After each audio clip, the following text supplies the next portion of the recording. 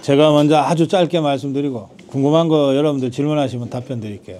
질문은 뭐든 상관없습니다. 나는 개인적으로 탄핵 기각돼서 대통령 복귀시킬 거라고 확신합니다. 이게 주관적 희망과 열정이 너무 넘쳐서 객관적인 정세 분석을 잘못하면 안 되잖아요. 근데 이렇게도 보고 저렇게도 봐도 이길 것 같아요. 최소 5대3이고 잘하면 4대4까지 가서 기각시킬 수 있을 것 같습니다. 만약에 지금 페이스대로 헌재가 그냥 졸속으로 밀어붙여서 이를테면 6대1을 만들어서 대통령은 파면을 시켰다고 하면 그 이후에 한국 정치 상황은 아무도 예측할 수 없을 정도로 급격하게 상황이 악화될 겁니다. 누구도 통제하기 어려운 상황이 될 수 있습니다. 그런 점들을 헌법재판관들이나 법조계 원로들이 다 잘 알고 있습니다. 지금 재판은 헌법재판관 8명이 하지만 이 사람들이 평생 활동해온 기반은 법조계라고 하는 거잖아요. 여기에는 우리 일반인들은 잘 모르는 수많은 학맥과 인맥과 선후배 관계와 이런 것들이 막 얽혀 있어가지고 헌법재판관이 지것들 마음대로 이렇게 하지 못합니다. 그래서 법조계의 흐름이 굉장히 중요한데요. 법조계는 곳곳에 퍼져 있거든요. 이를테면 어제 그저께 굉장히 중요한 결정이 국가인권위원회에서 났잖아요. 그 국가인권위원회도 전부 법조계 선배 원로들에 해당되는 사람들이에요. 우선 안창호 국가인권위원장부터 헌법재판관을 지냈던 사람 아닙니까? 또 그런가 하면 판사들이나 현직 판사들이나 현직 검사들이 자기들끼리 보는 인터넷망이긴 하지만 공개적으로 지금 헌재에 대한 문제 제기를 하고 있고 또 불법 체포, 불법 구속을 한 공수처와 서부지방법원에 대한 문제 제기를 심각하게 해왔거든요. 그러니까 이런 것들이 다 법조계의 여론을 형성하는 거예요. 그래서 저는 5대3 또는 4대4로 탄핵 기각을 예상합니다. 그리고 확신합니다. 다만 늘 세상 일이라는 게 돌출 변수 같은 것들이 있기 때문에 또 너무 이 말이 빠르다 보면 말이 시가 된다고 잘못되는 수도 있어서 제가 이 대목에 있어서는 굉장히 조심스럽게 얘기를 하고 있습니다. 그리고 헌법재판소는 재판소이긴 하지만 우리가 흔히 아는 재판소와는 좀 다른, 말하자면 이게 정치와 여론에 굉장히 민감한 그런 재판소거든요. 그러니까 헌법재판관들도 형사사건과 헌법재판은 다르다 이런 얘기를 지그들끼리 하잖아요. 그 얘기는 뭐냐면 역으로 헌법재판소는 그만큼 이 도덕적 권위, 정치적 권위를 가지고 최종 판단을 한다는 뜻인데, 정치적 권위, 도덕적 권위를 갖고 판단하는 이 헌법재판관들이 실제로 보니까 개차반이더라. 일반 국민의 눈높이에 전혀 미치지 못하는 이 개돼지 같은 자들이더라 라고 하는 게 드러나잖아요 지금. 그러니까 이 자들이 또 우연한 거 아니죠. 어떤 면에서는 거의 필연적인 건데 다 종북주사파 재판관들이잖아요. 그런데 이 자들이 졸속재판을 강행해 왔잖아요. 그러니까 이 자들이 지금 헌재 안에서 완전히 힘을 잃어버렸어요. 그러니까 요 4명의 재판관을 뺀 나머지 재판관들 중에는 확실한 자유우파도 있고 중도 보수 성향의 재판관도 있는데, 이런 사람들은 워낙 문영배가 설치되고 탄핵 광풍이 몇 달 동안 몰아쳤기 때문에 속으로 어떻게 생각할 값에 크게 목소리를 내지 않아 왔거든요. 그러니까 헌재 평의회 같은 데서도 크게 결정적인 문제가 아니면 그래 형배 네가 하는 대로 한번 해봐 이렇게 여기까지 왔는데, 이게 결정적으로 제동이 걸린 게 마은혁 사건입니다. 그러니까 마은혁을 2월 3일 날 임명하기 위한 심판을 하려고 다 시간표까지 만들어 놓고 이것들이 밀어붙였는데, 이 부분에서 헌재의 고성이 터져 나올 정도의 심각한 의견 대립과 갈등이 표출돼 버렸거든요. 그러면서 이진숙 방통위원장 기각대 4대4 구도가 다시 한번 재현이 된 것 같아요. 그럼 이 얘기는 뭐냐 하면, 지금 우리가 저 사람은 그래도 보수야, 그런데 막판에 어떻게 던질지 몰라 라고 조금 긴가민가 하면서 보고 있는 사람들이 적어도 이 절차적 문제에 있어서는 이준석 경우처럼 우리 쪽에 선 거거든요. 그럼 마은혁 경우에도 우리 쪽에 서서 충돌이 일어나는 바람에 저것들이 밀어붙이려다가 밀어붙이지 못했다는 거란 말이에요. 그러니까 이런 흐름은 더 강화돼요. 그리고 확실한 좌파가 아닌 4명은 상대적으로 도덕적 권위, 정치적 권위를 중히 생각하고 또 그걸 지키기 위해서 노력해온 사람들이에요. 이를테면 김영도 같은 사람은 법조계에서는 깐깐하기로 아주 소문난 사람이에요. 하나하나 따지고. 그런데 그렇게 깐깐하게 따지려면은 자기가 먼저 깨끗해야 되잖아요. 그러니까 김영도 경우에는 어떤 문제나 무슨 스캔들 같은 게 없어요. 그러니까 이런 사람일수록 마은혁의 옛날 이력이라든지 행범방 사건이라든지 이게 쪽팔려서 같은 재판석에 앉기가 이런 정도의 어떤 심정들일 거란 말이에요.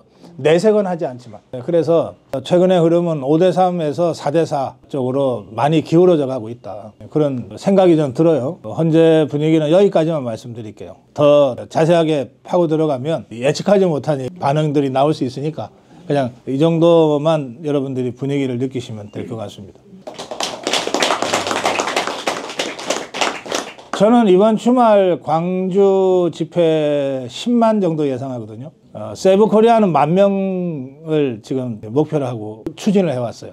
종북 주사파들은 1,000명이나 모이겠냐 이러고 비웃어댔어요. 저는 10만 정도 모일 거라고 생각합니다. 10만 이상 모일 가능성이 많다고 봅니다. 어제 오늘 우리 고성범 본부장이 받은 수많은 전화 중에 절반 가까이는 광주 가는 차표 좀 구해주세요.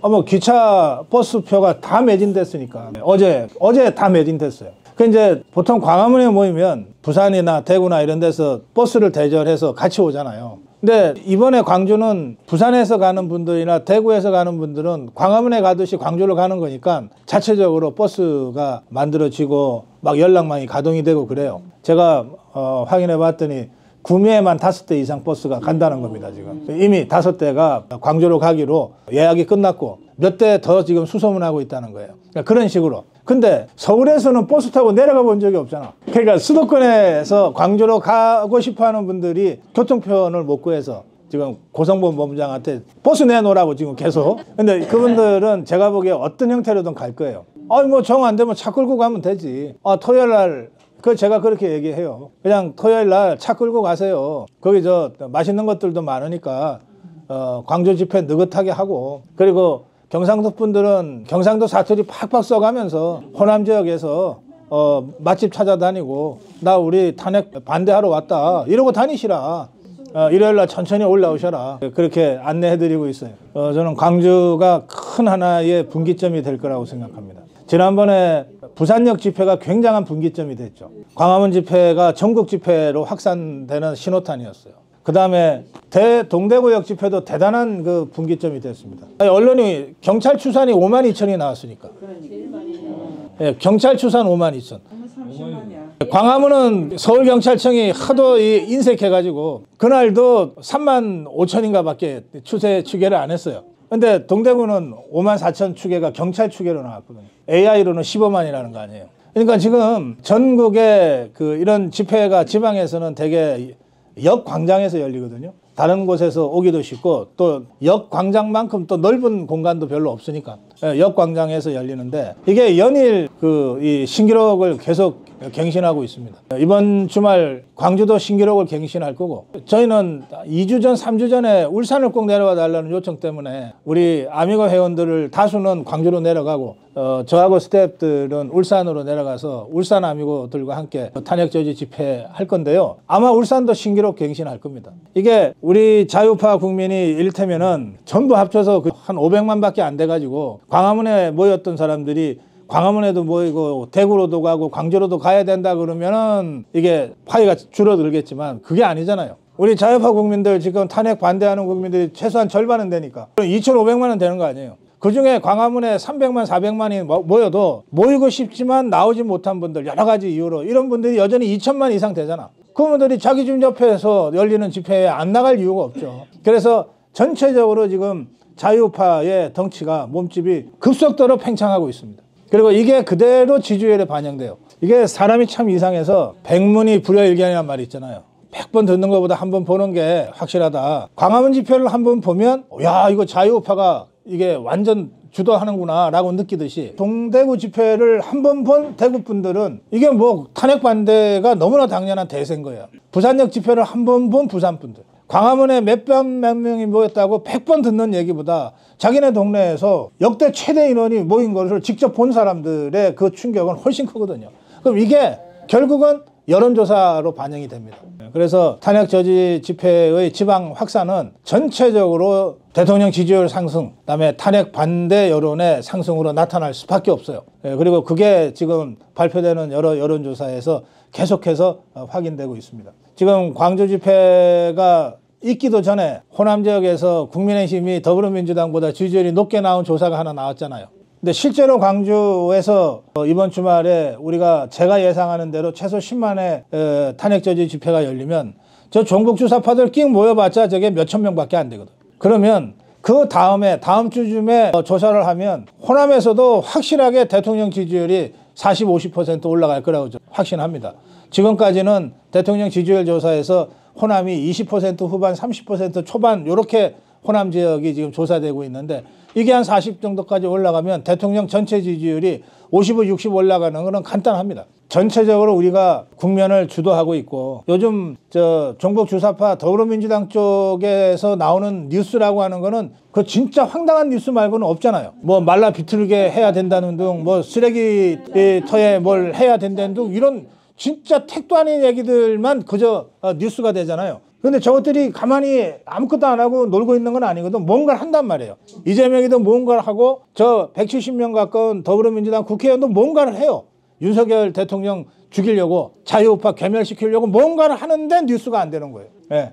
그러니까 이게 민심이고 이게 여론이에요. 그러니까 이제 올드미디어, 기성 언론들도 이제 함부로 저쪽 편에 일방적으로 줄 서지 못합니다. 한겨레, 경향, JTBC 같은 것들은 어차피 저것들이니까 계속 그런다 하지만 나머지 이 기성 언론, 올드미디어들은요 이제 눈치 보기 시작했어요. 예. 그래서 전체적으로 우리가 국면을 주도하고 있고 그리고 대통령 지지도와 전체적인 여론의 지지도는 앞으로도 계속해서 상승하게 돼 있어요. 떨어질 이유가 하나도 없어요. 또 대통령이 워낙 잘해주고 있잖아요. 대통령이 지난 개엄하기 전에 요즘처럼만 잘했으면 하는 생각이 들 정도로 대통령이 진짜 잘하고 있잖아요. 실수가 거의 없어요. 그래서 제가 아까 말씀드린 대로 저는 헌재 탄핵 기각을 예상하고 확신합니다. 되게 이런 정도의 정세인식을 가지시고 승리할 수 있다는 확신을 가지고 여러분들 앞으로 언제 얼마 안 남았어요. 이제 거의 다 왔거든요. 진짜 막바지 부분응선까지 왔으니까 마지막 힘을 냅시다. 네.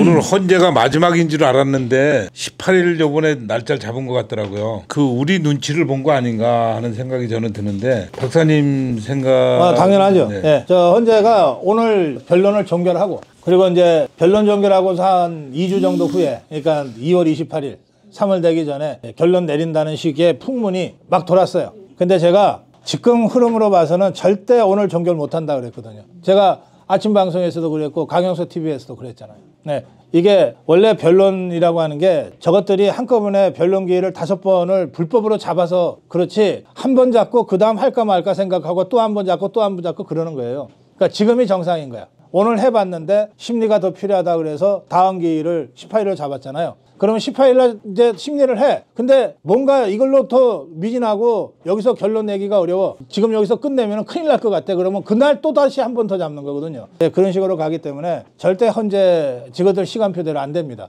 그걸 우리 국민의힘이 저 정당 말고 여러분들의 힘이 지금 헌재를 움직이고 있는 겁니다. 이 스카이데일리라는 곳에서 선관위에 대해서 먼저 이제 그 했는 게 지금 정확한 답변이 안 나오고 미국에서도 정보국에서 이건 아니다 그러는데 그거는 당연히 아니다. 정상적인 보도가 아니기 때문에 어떤 답변에서도 답변을 줄 수가 없는 상황인데 거기에 대해서는 어떤 견해를 갖고 계시는지 여쭙고 싶습니다.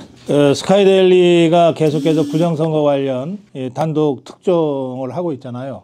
저는 스카이데일리 기사가 상당히 그 신빙성이 있는 기사라고 생각해요. 다만 스카이데일리 기사가 여러 가지 의혹과 문제 제기를 하고 있는데 이것이 수사기관의 강제 수사를 통해서 사실로 확인되고 또 그에 근거한 사법적 처벌로 가려면 적어도 지금과 같은 탄핵 정국 속에서는 어려울 거다. 이 상황에서 스카이데일리가 어떤 특종을 해도 그걸 수사할 검찰이나 그걸 수사할 공수처는 없는 거 아니에요. 그러니까 이것은 어차피 스카이데일리의 주장, 그 기사가 신빙성이 있다고 하는 우리 자유파의 주장과 그거 아니다라고 하는 선관위의 강변 간의 여론전의 양상으로 갈 수밖에 없어요.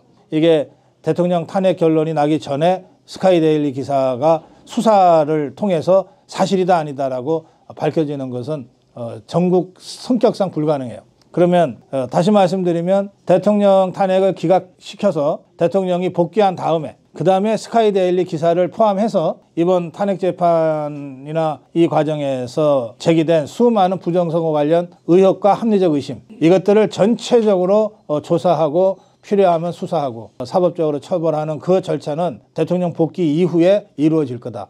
그렇게 보는 게 합리적이에요. 여러분들 일각에서 뭔가 갖고 있을 거고 지금 터트려야지 그러는데 뭔가 갖고 있어도 그거를 터트리려면은 최소한 강제 수사권이 있는 기관의 수사를 통해서 이게 움직일 수 없는 팩트로 확인이 돼야 이걸 터트리는 거거든요. 근데 대통령이 계엄 선포하고 바로 불과 2주가 안 돼서 직무 정지가 됐기 때문에 직무정지 상태에서 대통령이 그거를 조사도 시킬 수 없고 수사 지시도 당연히 할 수 없고 그래서 그렇게 기대하는 것은 이제 이 절차를 잘 모르고 그냥 막연하게 우리가 희망 섞여서 그렇게 얘기는 할 수 있지만 그거는 기대하기 어렵습니다. 그래서 지금 대통령 재판과 관련돼서 기각은 부정선거 증거를 들인 밀므로써 이게 기각이 되는 게 아니라 국회의 탄핵소추의 4가지 이유가 다 근거가 없는 것이다 라고 하는 것을 법정 변론을 통해서 반론적으로 입증함으로써 기각을 시켜야 되는 거예요. 물론 이제 그중에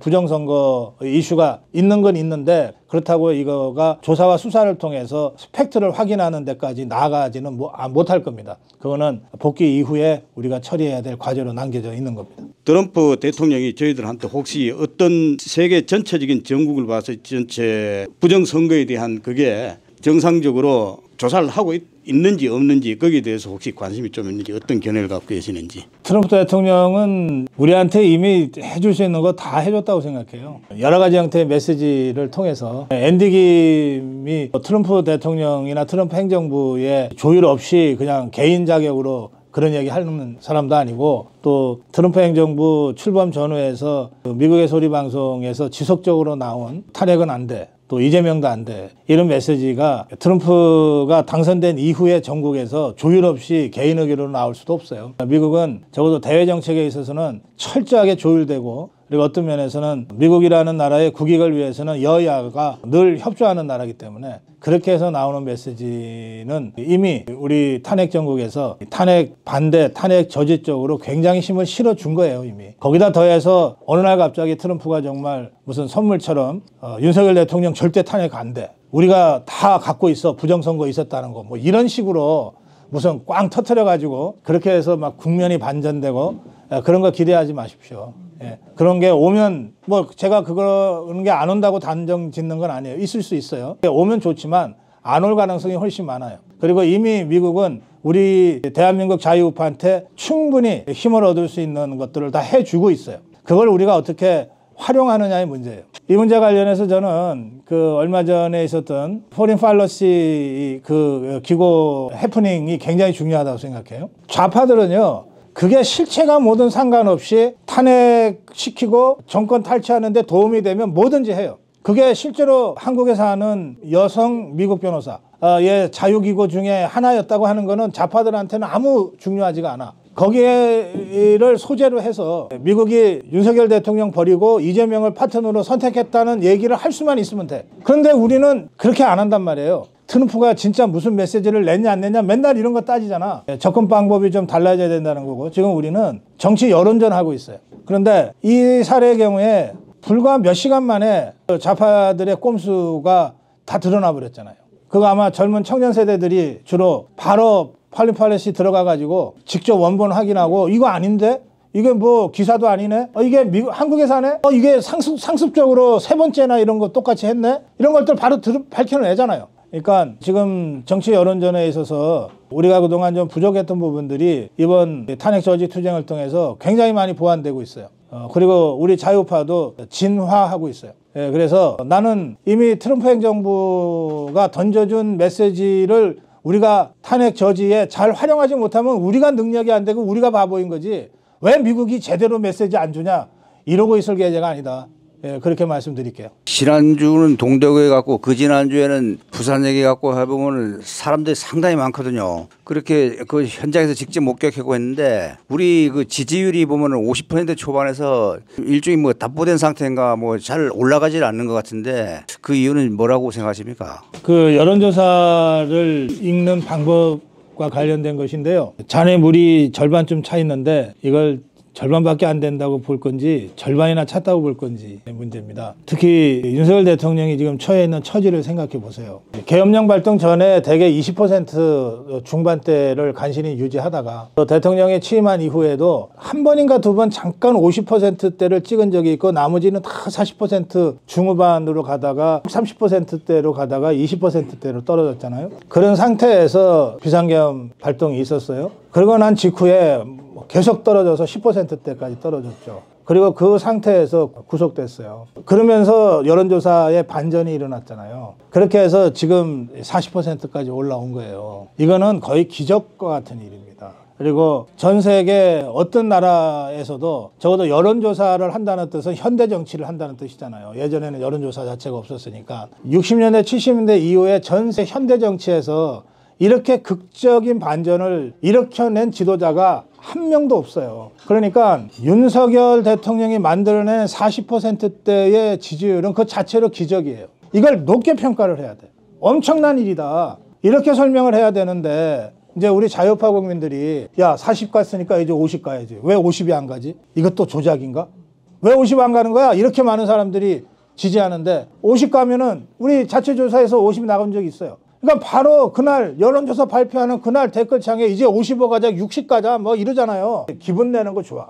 근데 그렇게 해서 그 40까지 정말 기적과 같이 누구도 이렇게 예상 못했잖아요. 여러분들 저 계엄하고 나서 대통령 감옥 가고 했을 때 곧 여론조사가 40 될 거야 라고 누가 예상했어요? 이제 다 죽었다 그랬지. 8년 전, 9년 전에 박근혜 대통령 한 자리 떨어질 때가 막 악몽처럼 떠오르고 그랬잖아요. 그러니까 저는 이 30으로 회복되고 40으로 올라가고 아주 빠른 속도로 한 이거가 얼마나 드라마틱한 기적인가를 설명을 했어야 되는 거예요. 사람들한테.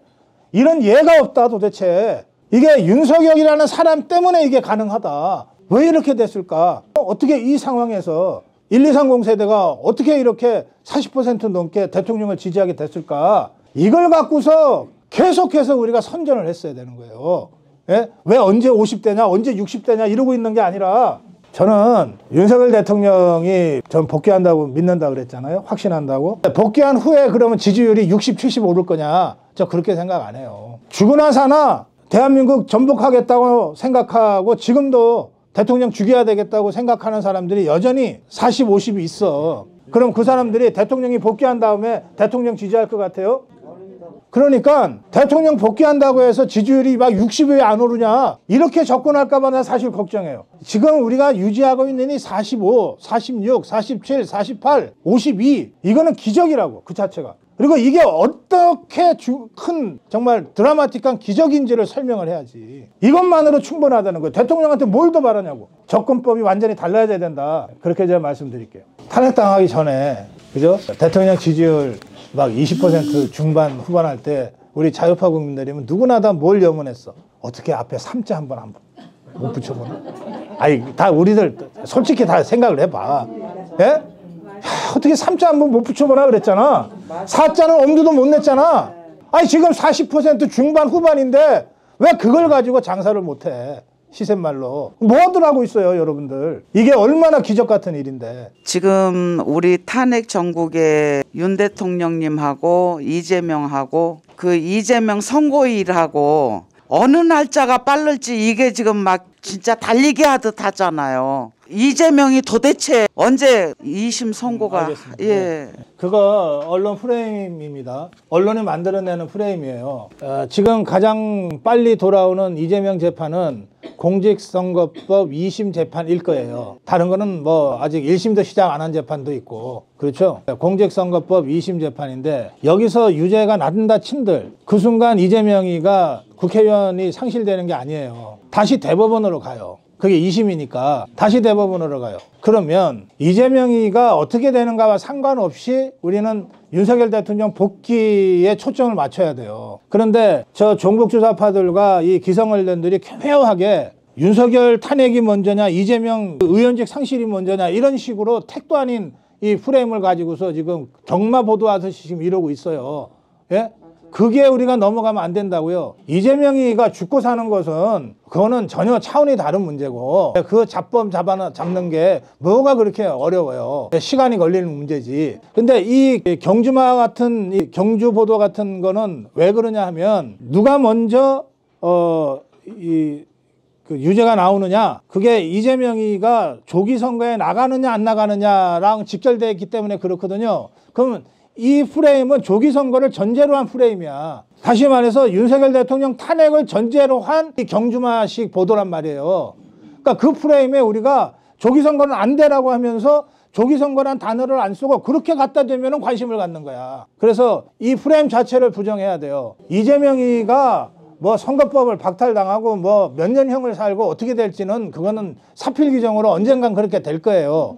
되는데 한두 달 안에는 안 돼요. 대법원까지 가기 때문에. 문제는 그게 아니고 윤석열 대통령을 복귀시키는 거가 모든 사안에 앞서서 큰 문제고 중요한 문제라는 거예요. 여기에 초점을 맞춰야 돼요. 그래서 그런 방식의 접근 자체를 우리는 거부해야 된다는 것이고요. 팩트로만 설명드리면 이재명이는 지금 2심 재판이 아무리 빨리 끝나도 대법원까지 가면 또 석 달이에요. 최소한. 그러면 5월 이후에나 뭐 유죄가 될지 무죄가 될지 모르지만 그렇게 되는 거예요. 그런데 대통령 탄핵은 적어도 어떤 경우에도 그전에는 끝내야 돼. 끝나게 돼 있어. 예, 그래서 앞으로 이런 식으로 그 조기 대선을 사실상 전제로 한 이 경주마식 보도, 누가 먼저 탄핵당하냐, 누가 먼저 감옥 가냐, 이거는 프레임 자체가 거짓말이에요. 이재명이는 2심에서 유죄 나와도 감옥에 안 가요. 대법으로 바로 가지. 그래서 한 달 더, 석 달 더 있어, 최소. 그래서 이런 프레임에 빠지지 마시기를 바랍니다.